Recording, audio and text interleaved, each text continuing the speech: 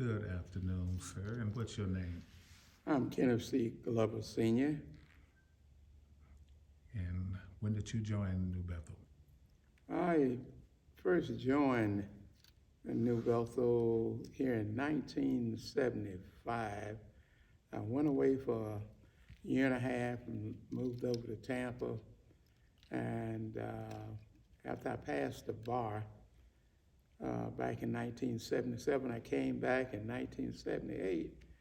I was blessed and didn't know what the trustees do, but my childhood barber, Reverend O.H. Houston, was glad to have me here, and he said, we got a new Tony. He couldn't say attorney. He called me, we got a new Tony in town, and he appointed me as a trustee. And I have been a trustee at New Bethel AME from 1978 to the present. Amen. So what significant events do you recall about the years that you've been here with New Bethel? Benji, I think we have a limited amount. As long as I've been around, there are so many events. One memory event, and I knew all of the pastors from 75 through here, and I was elated when O.H. Houston came to the trustee board, which I was a member of back then, and said, we got a bank that's gonna finance us, and we had a trustee meeting down here at the old church. And we went over, the architect, the engineer, and the banker was there, and we were amazed with these massive plans and drawings that they had, and we were sort of happy and curious as to how we gonna come up with all this money. I think the loan amount at that time may have been about $250,000, and you say, well, we got the land. We knew about the parsonage that Reverend Blaine was living in, but where we presently, our edifice is, it looked like swamp land down here, and that's where they proposed to build our new church. And we were so excited. And prior to Reverend Houston departing, and he got promoted and moved, I believe, down to Daytona Beach. And then we had those succeeding pastors, and I don't want to do it wrong, Gene Johnson, to get us all of that information, but under Reverend Denmark was a joyful day. The church was completed, and we had one of the most joyful celebrations, and with a wagon and a mule. One Sunday morning after the 11 a.m.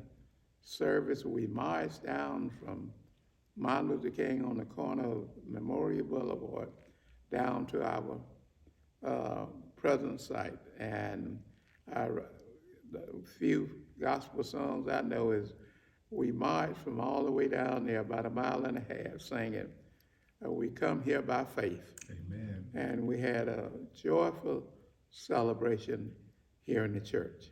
It was a struggle, but we were most elated because it was the largest African-American church in all of Polk County, and probably our neighboring counties, both Hillsborough and Orange County.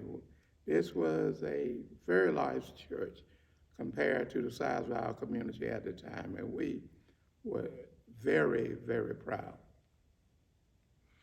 Well, y'all did a wonderful job. This is a beautiful place, and you're taking good care of it as a trustee. Your responsibilities as a trustee is to do what? To protect the physical concerns of our church. And it's take a lot of maintenance and a lot of ideas and things that we did.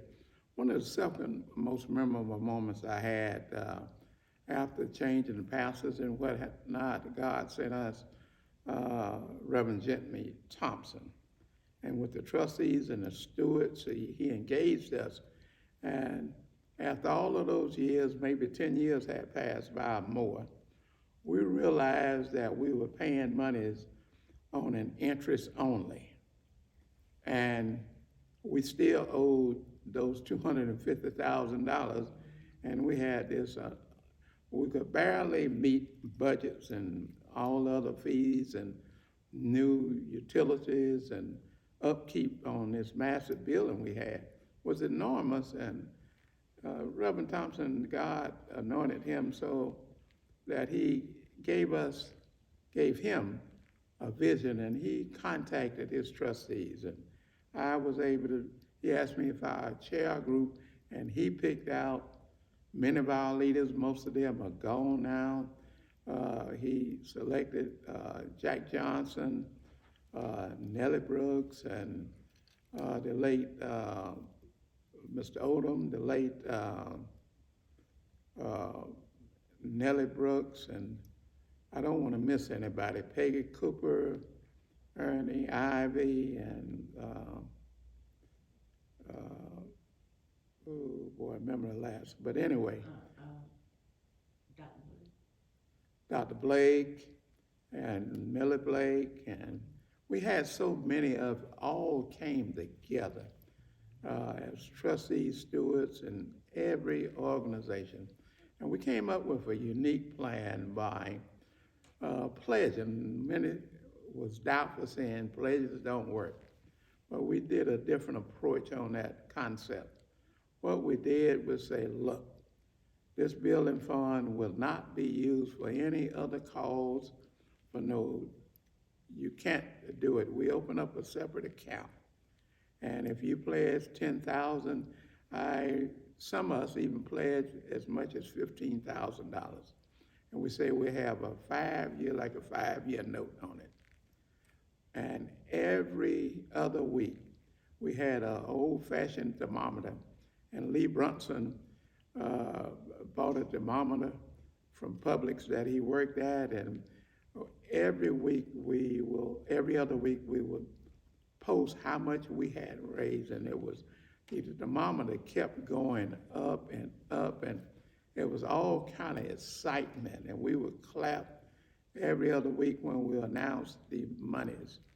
In 18 months, we had paid off the mortgage, and that was one of the most joyful events. We cried and hugged because we no longer owed that mortgage. And it was a feeling like you can't express. Hey, man, that's beautiful, man. That's beautiful. And did they burn the mortgage too? We had celebration. In fact, the concept that we use, other churches in the area, we would go out and we thought we were financial analysts and advisors. I recall we going over to other AME churches, and they were successful. The AME church called Allen Chapel AME Church in Plant City, where I was born and raised, we were able to give them our advice. And other churches around what is now called the Bethel Lakeland district, that was their goal, was to burn the mortgage. All right. Well, that's beautiful, man. Well, we appreciate you coming out today. Is there anything else you want to add? I love what we have here in the present day. We have all had wonderful pastors here at New Bethel AME here in Lakeland. I think it's like a springboard. Those pastors, and I'm glad to have served under many of them when they got reassigned from New Bethel. The majority of them went on to become presiding elder. Mm-hmm. Presiding elder Jimmy Thompson, presiding elder Denmark, presiding elder Harving, and we've had successful leadership, and that's because of the wonderful anointment and the guidance that God has given New Bethel here in Lakeland. And it's just been a wonderful experience. I wouldn't think of going anywhere else. I like the camaraderie with the membership that we've had. My personal career has grown, and I know all of the success that we've had by being a very community-oriented church. Thank you so much.